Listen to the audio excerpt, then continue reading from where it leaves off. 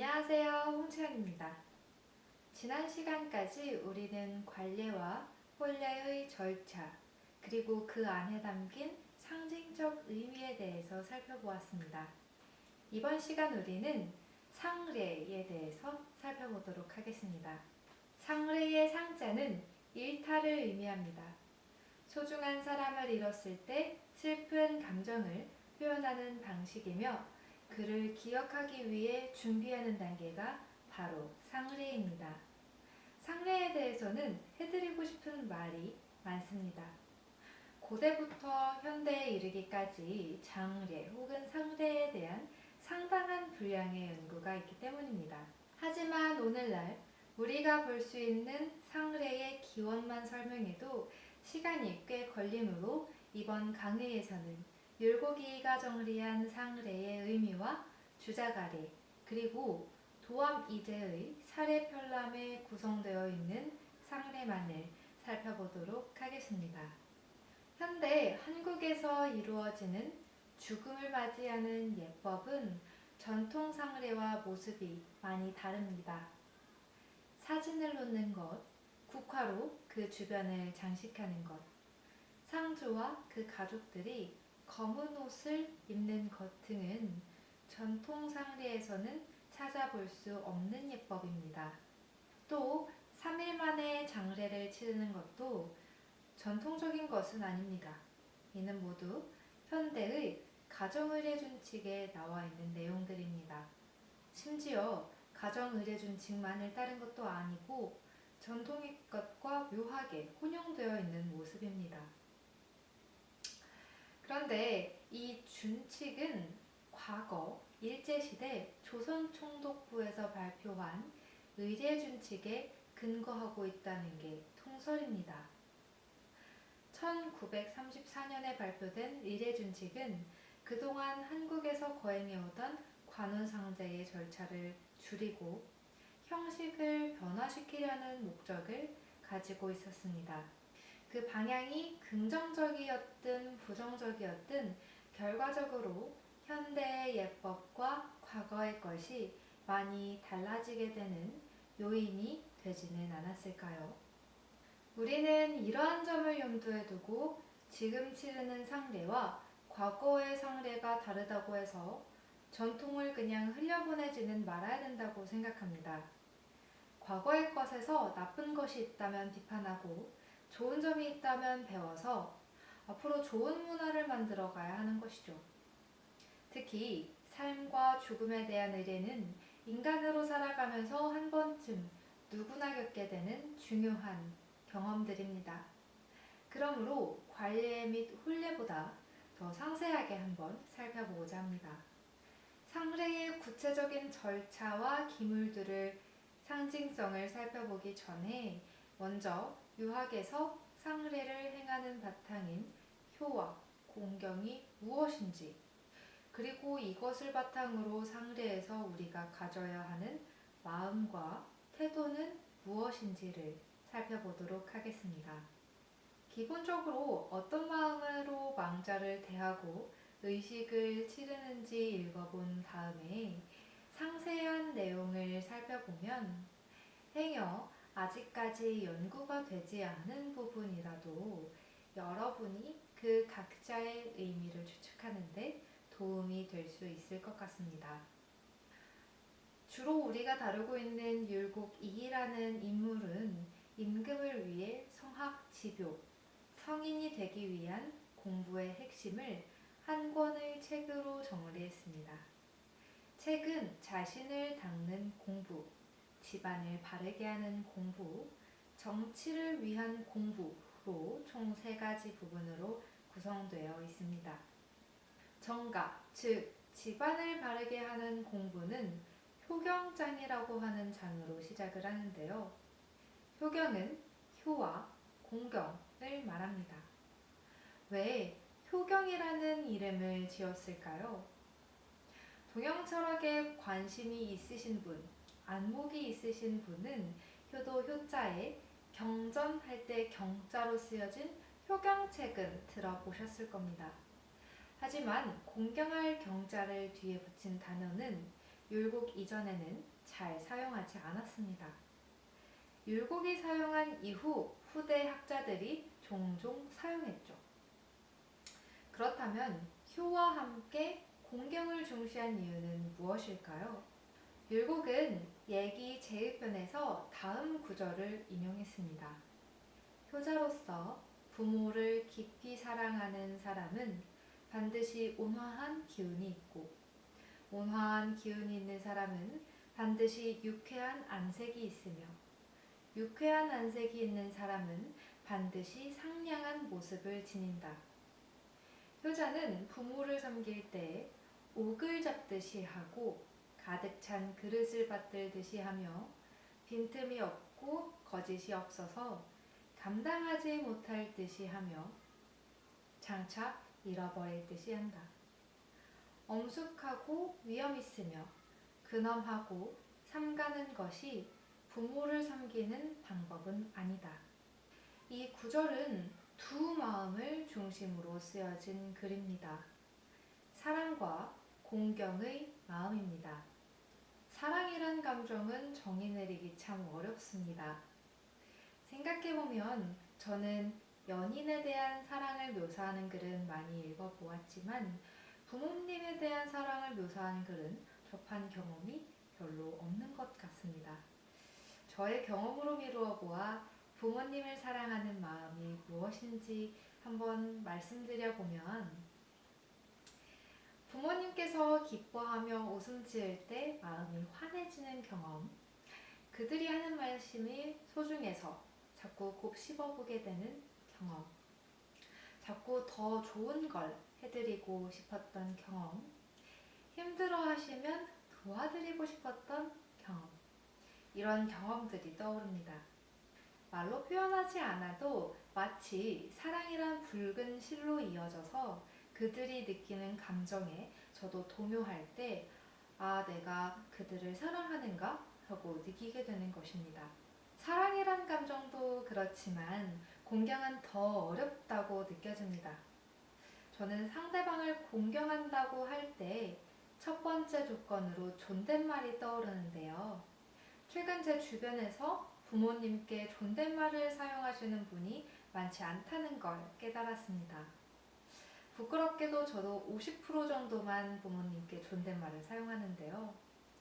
제 또래일수록 부모님을 존대하는 경우는 많지 않은 것 같습니다.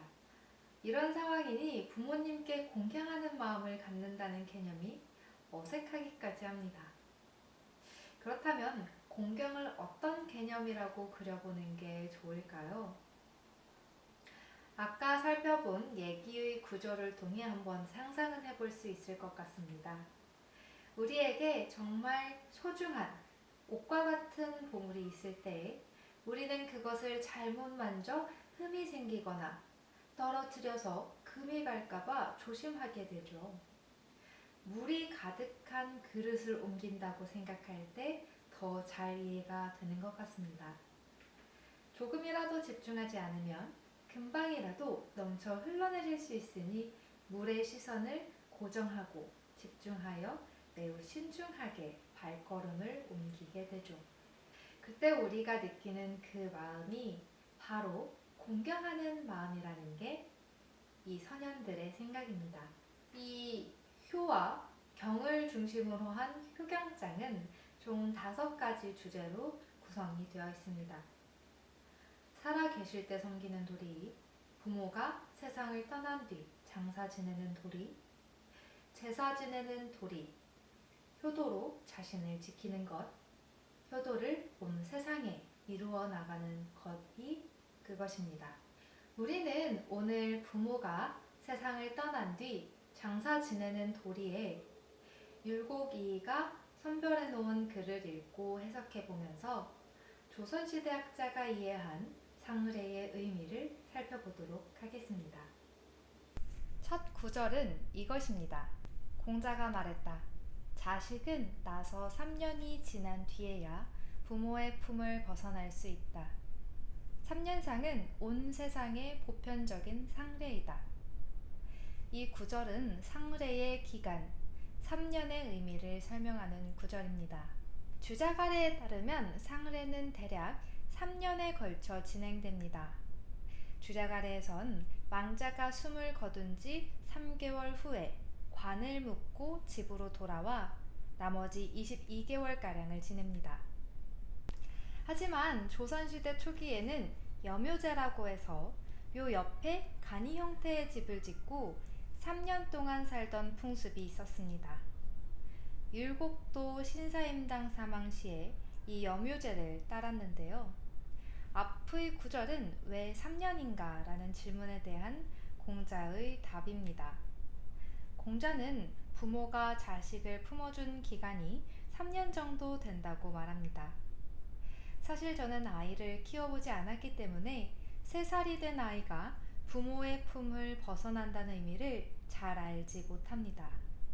그래서 검색을 좀 해보니 3살이 되면 아이에게 자립심이 생긴다고 하더라고요. 그 즈음 아이는 스스로 생각할 수 있고 행동할 수 있기 때문에 미운 3살이라고 불리기도 한다고 합니다. 부모님 품에서 벗어난다는 것은 아마도 스스로 자립심이 생기고 생각할 수 있는 능력이 발전한 아이의 상태를 의미하는 것 같습니다. 그때까지는 부모님이 한눈 팔기 어려울 정도로 아이를 품 안에 두고 보는 것이죠. 상례의 3년상은 이렇게 자신을 돌봐준 부모님의 은혜를 갚는 최소한의 시간인 겁니다. 3년이란 시간이 어찌나 중요했던지 예기에는 3년문이라고 하는 편이 따로 있습니다. 다음 구절에서도 3년상의 의미가 나옵니다. 다음 구절입니다. 맹자가 말했다. 3년상에는 천자에서 서민에 이르기까지 아랫단을 꿰맨 거친 베옷을 입고 죽을 먹는다. 맹자의 구절입니다. 이 글의 주석에서 3년상에 대한 구체적인 이야기가 또 나옵니다. 구체적으로 3년 동안 입어야 하는 아랫단을 꿰맨 거친 베옷, 즉 복장에 대한 이야기입니다. 이렇게 아랫단을 꿰맨 옷을 자최복, 아랫단의 솔기를 꿰매지 않은 옷을 참최복이라고 하여 옛 사람들이 상례를 행할 때 입었다고 합니다. 맹자의 구절은 올이 굵고 거친 배로 옷을 만들어 입고 죽을 먹으며 슬퍼해야 한다는 말입니다. 이와 관련해서 예기 3년문의 구절이 주석으로 달려있는데요. 예기에서는 3년이란 시간은 정말 최소한의 시간이라는 것을 다시 한번 강조합니다. 사람은 죽을 때까지 부모에 대한 그리움이 닿지는 않지만 계속 슬퍼하기만 하면 현실을 살아갈 수 없기 때문에 상복을 입는 기간을 정해둠으로써 단계적으로 일상에 돌아올 수 있도록 기간을 정한 것이라고 합니다. 자체복이나 참체복에 대해서는 다음 강의에서 따로 한번 설명드려야 하는 부분이므로 넘어가도록 하겠습니다. 여기에서는 3년 동안 복식을 갖춰 입음으로써 자신의 슬픔을 표현함과 동시에 일상으로 돌아오려고 노력해야 한다는 의미를 읽는다는 데서 만족하도록 하겠습니다. 자사가 말했다. 죽은 지 사흘째 되는 날 염을 하는데 후회가 없도록 시신에 갖추어야 할 모든 것을 반드시 정성껏 진실하게 갖추어야 한다. 석 달째 되는 날 장사를 지내는데 후회가 없도록 관에 갖추어야 할 모든 것을 정성껏 진실하게 갖추어야 한다. 예기의 글입니다. 염습이란 시신을 겉옷이나 이불로 쌓아 보이지 않도록 하는 절차입니다. 관에 갖추어야 할 것은 명기와 용기의 종류입니다. 그릇들입니다. 율곡이인은 이 구절을 인용한 후에 명당이란 무엇인가에 대해 자신의 의견을 밝힙니다. 율곡이 생각하는 명당이란 바람을 품고 햇빛이 잘 들며 흙이 좀 두텁고 물이 땅속 깊이 있는 곳입니다. 율곡이 살던 당시 방위나 물의 갈라짐으로 지리를 해석하고자 하는 시도가 있었다고 합니다. 이를 우리는 풍수지리설이라고 하는데요. 지세와 관련된 책을 믿고 좋은 곳을 찾으려다가 오랫동안 부모님의 장례를 치르지 못하는 것에 대해 율곡은 경계했습니다. 요즘 우리가 자주 사용하기도 하는 말이고 얼마 전 저도 들었던 말이기도 한데, 조상들 묘를 잘 써서 그 후손들이 잘 되었다라는 말을 우리는 종종 합니다. 율곡은 이것을 경계했습니다. 묘 자리라는 것은 조상을 편안히 묘시려는 효자의 마음에서 나와야 하는데, 후손들 자신이 복을 받기 위해 좋은 터를 찾아다니느라 묻을 때를 놓치는 것은 망자에 대한 예의가 아니기 때문입니다. 따라서 묘를 쓸 때 고려해야 할 것은 나의 조상이 편안히 계실 수 있는 곳인가? 입니다. 다음 구절입니다. 처음 돌아가시면 마음이 그득하여 마치 꽉 막힌 것 같다. 염하면 놀라고 가슴이 마구 두근거려서 마치 간절히 구하는 것을 얻지 못한 것 같다. 장사를 지내고 나면 허둥지둥 겨를이 없어서 마치 바라보고서도 이르지 못하는 것 같다. 연복으로 갈아입고 소상을 지내면 탄식이 나오고 대상을 지내면 텅 빈 것 같다. 예기의 글로 3년 동안 상례의 중요 절차들을 지내면서 자식들이 느끼는 감정을 설명한 글입니다. 돌아가셨을 때는 마음이 그득하여 마치 꽉 막힌 것 같다는 심정이 이해 가시나요? 혹시 마음이 답답해서 풀리지 않은 경험을 해보신 적이 있으신가요? 그때는 마치 목적지를 정하고 급하게 길을 가다가 길이 막혀서 결국 갈 곳이 없어졌을 때의 나의 마음과 같다고 합니다.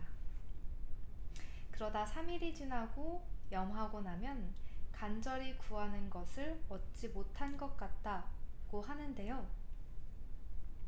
앞서 말씀드린 것처럼 염습이란 절차 자체가 시신이 보이지 않도록 꽁꽁 싸매는 행위입니다. 소렴, 대렴, 즉 2차례나 이불 및 옷가지로 시신을 싸게 되는데요. 그렇게 싼 후에 이제 더 이상 부모님의 모습을 볼 수가 없습니다. 그러니 자꾸 무언가를 찾는 듯 하는 거죠. 조금이라도 사랑하는 사람을 눈에 담고자 서성이는 것과 같은 마음입니다. 부모님을 묻고 나면 허둥지둥 겨를이 없어서 마치 바라보고서도 이르지 못한다고 하는데요. 부모님이 풀과 흙에 덮여서 이제 세상에 존재했는지도 알 수가 없으니 효자가 의지할 곳이 없습니다. 부모님의 형상이 없어서 자식이 마음을 의탁할 곳을 잃은 겁니다. 그러다 연복을 입을 때, 이제 연복은 소상 치를 때 입는 상복인데요. 소상은 부모님이 돌아가신 후 1년 정도 되었을 때 지냅니다. 겪어보신 분들은 아실지도 모르겠지만 누군가를 잃어 슬픈 마음은 1년이 지났다고 해도 마치 어제 일처럼 잘 사라지지가 않습니다. 아무렇지 않게 일상을 보내다가도 문득 생각이 나서 슬픔을 이기지 못할 때가 있습니다. 그렇게 1년을 지내다가 소상을 치를 때가 되면 벌써 이렇게 시간이 되었나 하고 생각하며 시간이 빠르다고 탄식하게 되는 것이죠. 마지막 큰 절차인 대상은 상례가 끝나감을 의미합니다. 이땐 상례를 시작할 때보다 슬픈 마음은 좀 누그러졌지만 쓸쓸한 기분, 텅 빈 것 같은 기분에 즐겁지가 않습니다. 이 3년 동안의 상례는 흐름이 있습니다. 뒤에서 더 자세히 살펴볼 건데요. 소중한 사람을 잃었으니 흉례로 시작을 합니다. 일상으로 회복하기 위해 길례로 끝을 맺습니다. 하지만 효자의 마음은 상례가 끝날 때까지 즐겁지 않은 게 맞지 않겠냐고 율곡이 넌지시 자신의 뜻을 전하고 있습니다. 상례와 관련된 마지막 구절입니다. 자로가 말했다. 나는 선생님께 이런 말씀을 들었다. 상례는 슬픔이 부족한 채 예법만 잘 갖추는 것보다 예법은 모자라더라도 슬픔이 충분히 표현되는 것이 낫다. 재례는 경건이 부족한 채 예법만 잘 갖추는 것보다 예법은 모자라더라도 경건을 충분히 표현하는 것이 낫다. 이것도 예기의 구절입니다. 이 구절의 배경에는 두 가지 정도의 상황이 있습니다.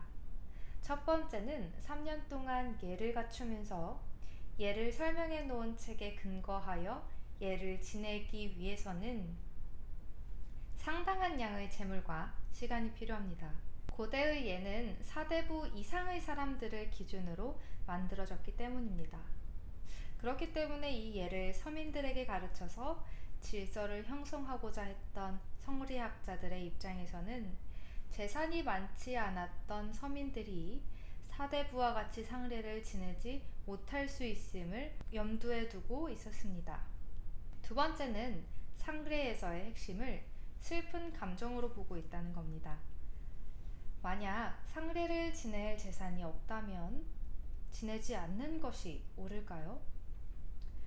율곡이를 비롯한 학자들은 이러한 의견에 대해 앞의 구절과 같은 답을 내립니다. 슬픔과 공경을 충분히 표현하여 상례를 치루어야 한다는 답입니다. 예에는 형식과 본질이 있습니다. 이는 주작 아래 서문에서 나오는 이야기죠.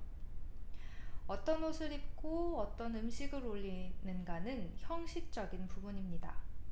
시간과 공간에 따라서 그 모습이 달라질 수 있습니다. 그리고 명분과 사랑하고 공경하는 이 마음은 본질적인 겁니다.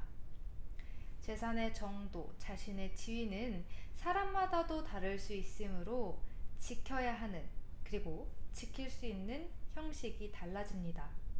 하지만 슬픈 마음, 공경한 마음은 재산의 정도나 지위에 무관하게 모든 사람들이 얼마든지 가질 수 있는 마음입니다.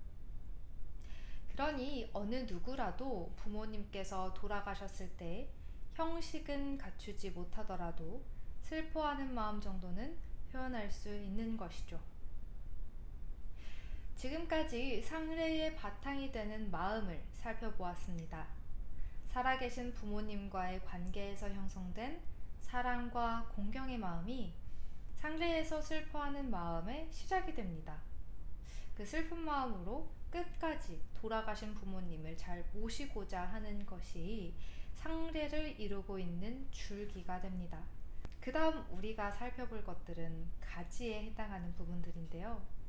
이는 형식적인 것들이지만 당시의 시대적 상황을 잘 보여주므로 앞으로 우리는 그 절차와 기물을 자세히 살펴보도록 하겠습니다.